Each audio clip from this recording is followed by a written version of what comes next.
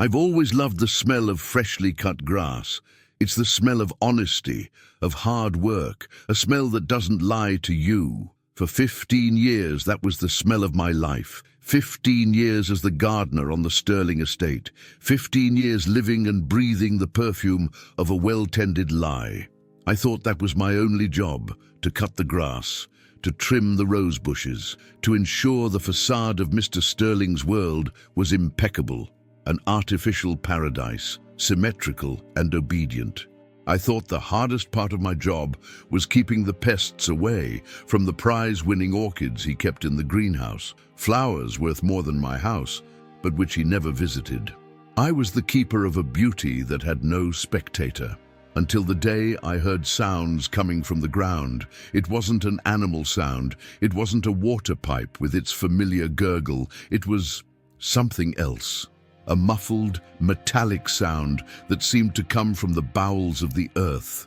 A secret the perfect soil I tended to was trying to tell me. A secret that I know today could have cost me my life. And in a way no one can see. Maybe it did. The Sterling mansion wasn't a house.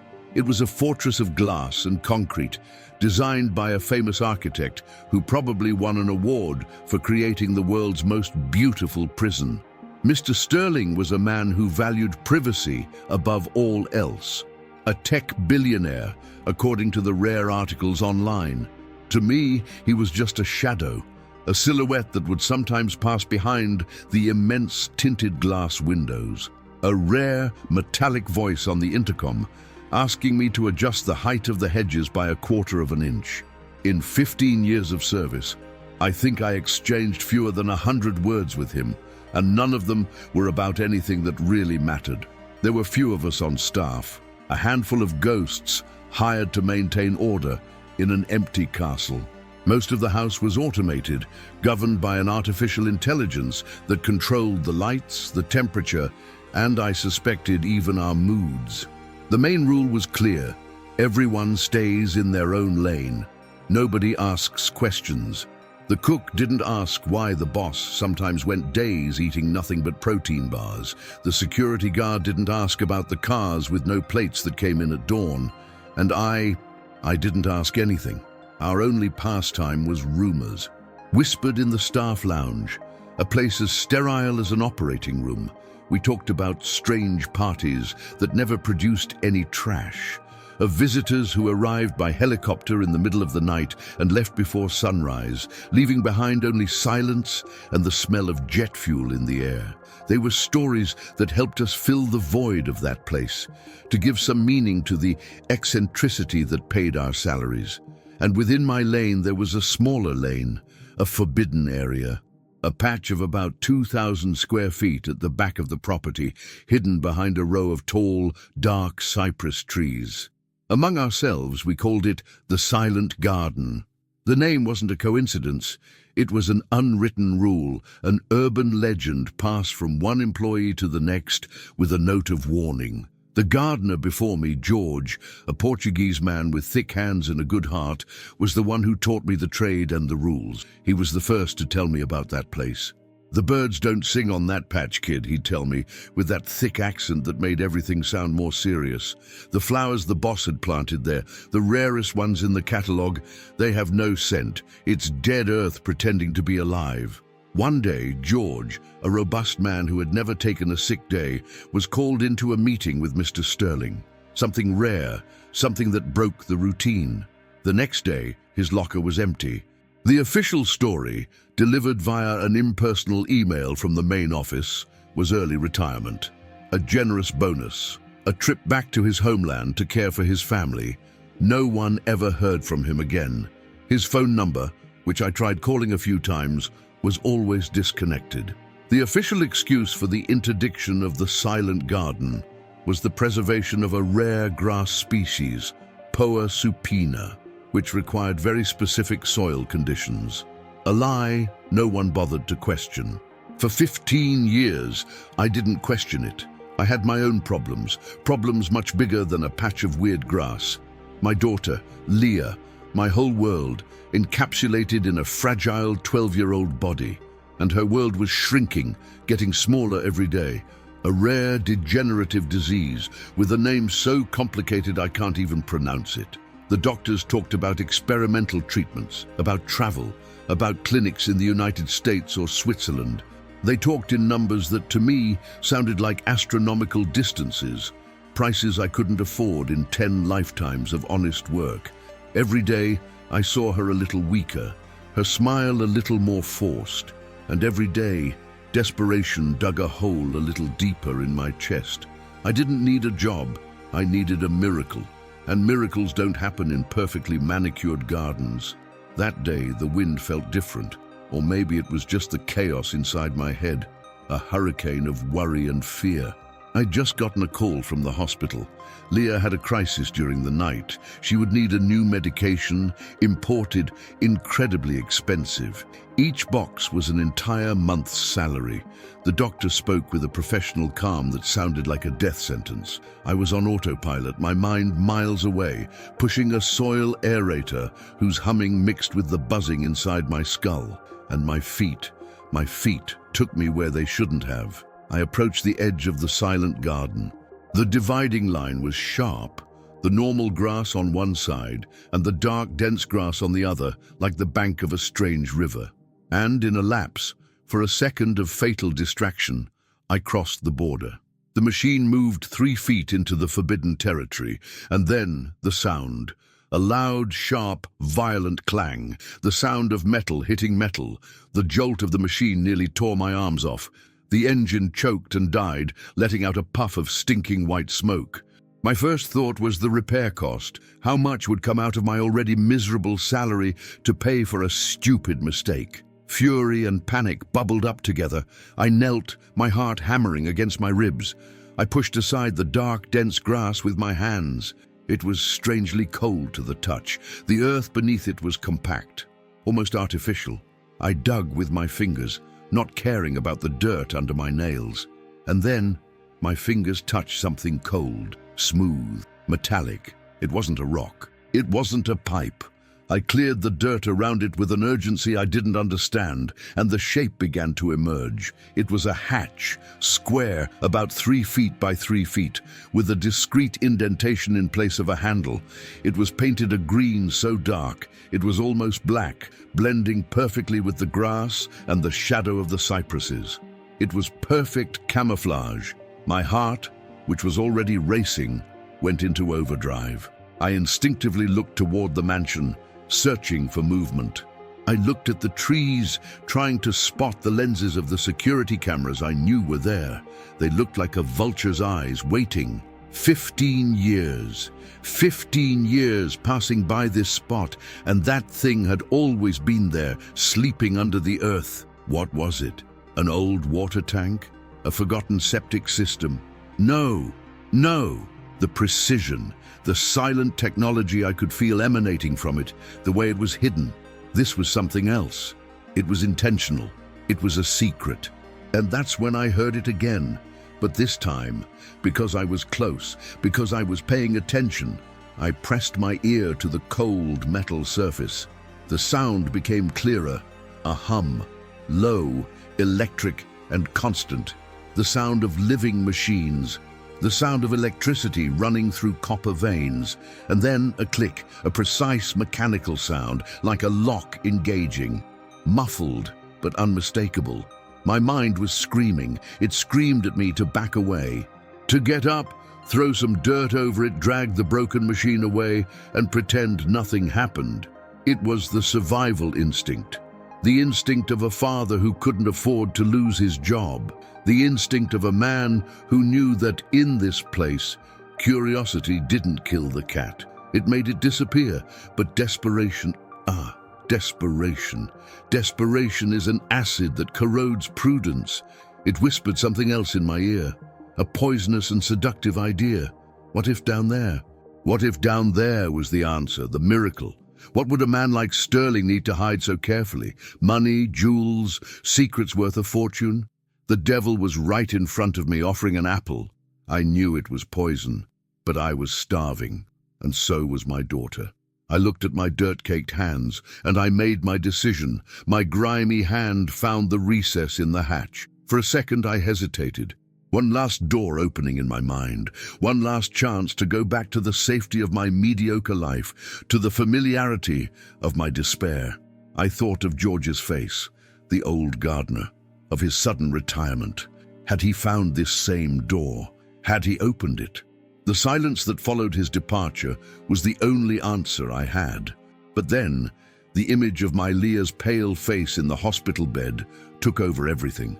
The sound of the beeping machine that measured her fragile life, and hesitation turned into determination. I forced it open. There was no creak of old metal. The hatch rose smoothly with a hydraulic hiss like the door of a luxury car.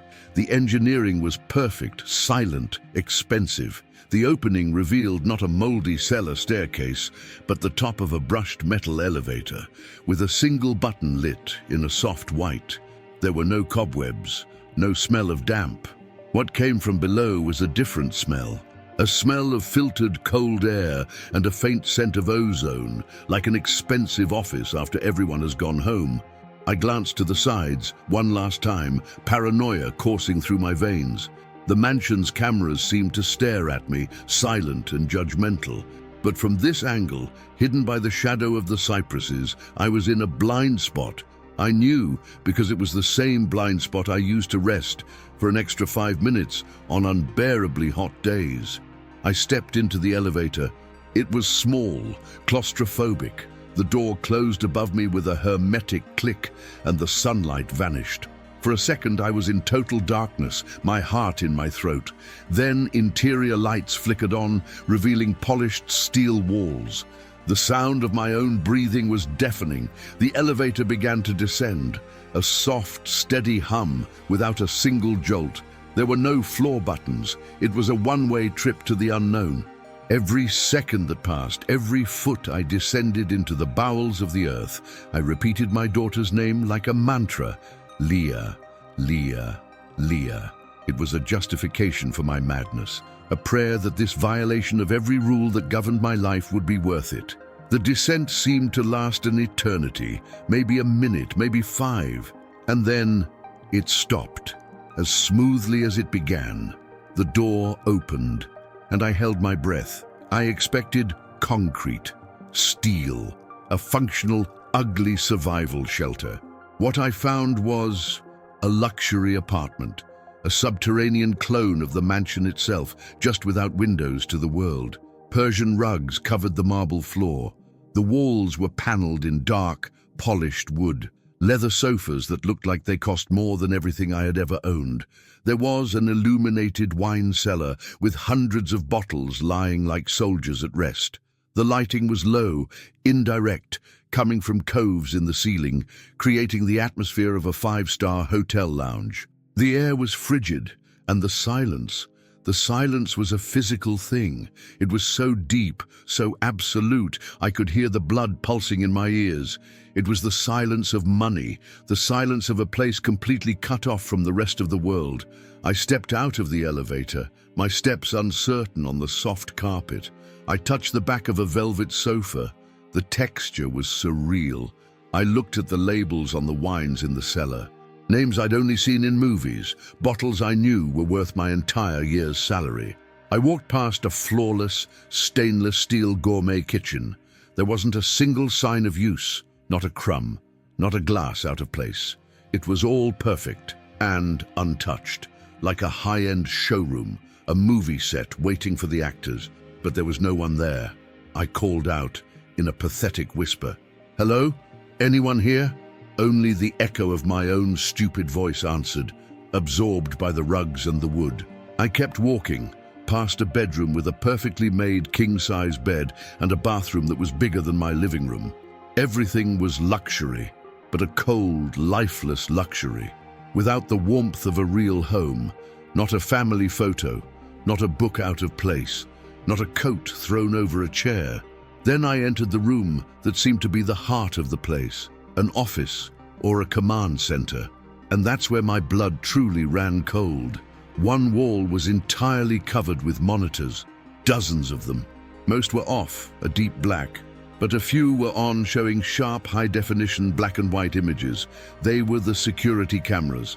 They showed the mansion, every room, every hallway, the pool glistening under the sun, and there, on one of the screens I saw it, my gardening cart abandoned next to the bushes, the aerator toppled over. I was watching myself, or rather, watching the place where I was supposed to be. I saw the empty staff kitchen. I saw the front gate. He saw everything. Everything. His paranoia wasn't an illness. It was a system. There was a camera in a fake bird's nest in the great sequoia, a camera in the eye of a marble angel in the fountain. He wasn't a man in a house. He was a god on his own Olympus, watching the mortals from above. My gaze drifted from the screens and fell upon the desk. A large desk of metal and glass. And on it, arranged with almost surgical precision, were the objects that changed everything. They were go bags. There was a stack of passports from 5 different countries, all with Mr. Sterling's picture, but with different names. American, Swiss, Russian names. Next to them, stacks of cash, dollars, euros, Swiss francs, yen, vacuum sealed in transparent packages, and keys. Sets of keys for luxury cars, for yachts, for planes. This wasn't a shelter to hide from the world. It was a launch pad for disappearing from the world. A plan B, C, D, and E for an entire life. An emergency kit for a man who could simply evaporate and become someone else, on another continent, at any moment. The thought hit me like a punch. The money. There was so much money there. I drew closer, mesmerized. I reached out a trembling hand. One bundle, just one. It would solve everything. Leah's treatment, the debts. A new life for us, far from here. It was so easy. My hand hovered over a stack of euros, but something stopped me. It wasn't morality, it was a primal fear. This wasn't money forgotten in a drawer. Every bill, every passport seemed to be exactly where it was supposed to be. There was an order to it. Taking anything from there would be like stealing a piece of cheese from a mousetrap. And I knew with a terrifying certainty that I was the mouse. I backed away from the desk, my heart pounding out of control. My gaze swept the room again, searching for, I don't know what, an exit, an explanation. And then I stopped at a wall. The wall behind the desk. It was covered by a bookshelf, leather-bound books, all looking important, but something was wrong. While the rest of the bunker had that smell of filtered air, from here came a draft of air, very, very subtle. But in a hermetically sealed place like this, it was like a scream in the silence. I moved closer. The books looked like they had never been opened. They were props. I pushed one, then another. Nothing. Then I saw it. One of the spines wasn't a book. It was a disguised control panel. I pressed it. There was a heavy, mechanical click, and then the sound of a very heavy steel door sliding to the side. The entire bookshelf moved, revealing not another luxury room, but total darkness, and a smell that didn't belong in this place, a smell of antiseptic, of a hospital, of a place where life and death are negotiated. The real secret wasn't the bunker. The bunker was just the lobby. The darkness the door revealed was different. It wasn't the darkness of a room with the lights off. It was a heavy, ancient darkness. And the smell, the hospital smell, intensified. A smell of cleaning, of sterilization, but with an undernote, something metallic and sweet that turned my stomach. I hesitated at the entrance to this new passage. The rational part of my brain, the small part that wasn't yet dominated by desperation, screamed at me to turn back. I had already seen too much. I already knew Mr. Sterling wasn't just a reclusive billionaire. He was a ghost, ready to disappear, a man with secrets worth millions. But the image of Leah, the sound of her labored breathing, was stronger. What the hell would he need to hide down here that required even more security than a multi-billion-dollar escape bunker? The answer to that question seemed more important than my own safety. I took out my cell phone, the sweat making it slip in my hand. I turned on the flashlight. The beam of light cut through the darkness, and what it revealed made my jaw drop. It was a long, narrow corridor, but the walls weren't polished wood. They were bare, cold, and stained concrete. The contrast with the luxury I had just come from was brutal. The sound of my shoes on the polished cement floor echoed in a terrifying way. It was like descending from a palace into a tomb. There were heavy metal doors along the corridor, industrial doors with electronic locks. I tried the first one. Locked. The second, the same. I continued to the end of the corridor to the last door, and this one was different. It was slightly ajar, a sliver of darkness. Someone had been here, recently. I pushed the door. It opened with a slow, sharp creak, the only sound of imperfection I had heard in the entire complex. I pointed the flashlight inside, and what I saw didn't make sense. My brain simply refused to process the scene for a few seconds. It wasn't a cell. It wasn't a vault. It was a child's bedroom from a bygone era, maybe the 80s or 90s. A wooden bed with a comforter of colorful cars. A small desk with a set of colored pencils lined up perfectly. Toys on the floor. A slot car track with the cars positioned in the middle of the race as if they had just stopped running. Building blocks forming a tower that seemed to have been abandoned mid-construction. And sitting in a small rocking chair, a teddy bear, with button eyes that seemed to follow me in the dark. There wasn't a single particle of dust anywhere. The air was so sterile it hurt my lungs. It was a perfect diorama, a perfectly preserved crime scene, or a sick shrine. I entered the room, my feet moving as if through quicksand. The light from my flashlight passed over the toys. I ran my finger across the desk. Clean, flawless. I approached the bed. And on the pillow, there was a single object that shattered the childhood fantasy. A breathing apparatus, small, plastic, the kind used for children with severe lung problems. The tube was coiled beside it, like a sleeping snake. Every detail was too perfect, and it was this perfection that terrified me. It was the absence of life, the sterility of a museum. What kind of man builds a memorial to a child 100 feet underground and maintains it as if the child might return at any moment? A tear ran down my face, a tear for my own daughter. The pain of fatherhood, the fear of loss, connected me to that scene in a visceral, painful way. I no longer felt curiosity. I felt a deep sadness and revulsion. I felt like an intruder, a grave robber. My selfish search for a solution to my life had led me to the heart of another man's grief. I felt dirty, monstrous. I turned to leave. I was going to close the door, go back, go up, and never look back. I was going to forget everything. But as my phone's light hit the wall next to the door, I saw it. A mark. A small handprint on the wall, at a child's height. And it wasn't a dust mark. The texture was different. It looked recent, damp. My blood turned to ice. My spine became a column of dread. This wasn't a memorial. A memorial gathers dust. This was an active room. The ghost child. Maybe wasn't a ghost. And then the click. A soft click from the hallway behind me. The corridor light, which had been off, suddenly switched on, blinding me for an instant. And standing in the doorway, silhouetted against the bright light, was him, Mr. Sterling. He didn't look angry. He didn't look surprised. He was just watching, with a calm, cold, analytical gaze, like a scientist observing a lab rat in its maze. "Hello, Arthur," he said, his voice calm, almost gentle, but with a steely coldness that cut through the air. "I was wondering when you'd finally give in to curiosity. 15 years, that's a new record. George only lasted 8. My throat went dry. The words wouldn't come. I expected shouting, threats, an alarm going off. But his silence, his calm, was 1,000 times worse. It was the silence of a predator that has just cornered its prey and is in no hurry for the kill. Mr. Sterling," I stammered. "The machine, it broke. He took a step into the room, completely ignoring my pathetic excuse.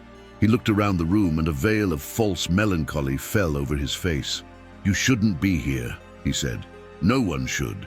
This is a private place, a place of memory."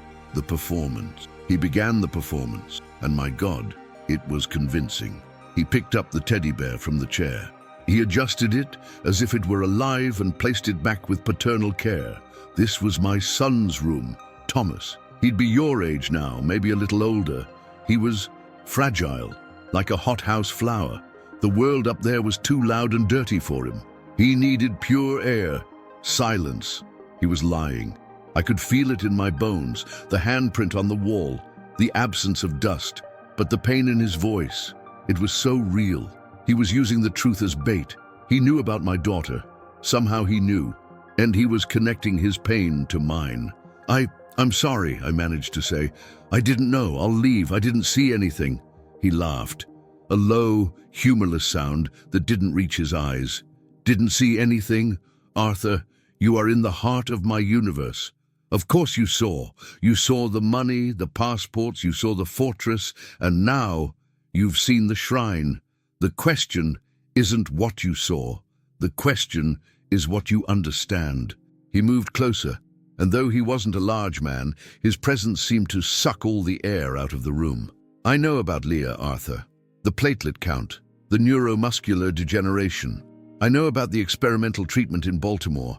It costs $1.7 million, not including expenses. I know your health insurance is a joke and that you're thinking of selling your parents' house. The floor disappeared from under my feet. He wasn't just omnipresent, he was omniscient. My desperation wasn't a secret. It was a tool he had been saving to use at the right moment, and the moment was now. You think I'm a monster, don't you? He continued, his voice still dangerously calm. But what won't a father do for his child? What wouldn't you do for Leah? You broke into my home, my most sacred place. For her, didn't you? Looking for something that could save her. I understand that. I respect that. He stepped away and went to the small desk. He opened a drawer.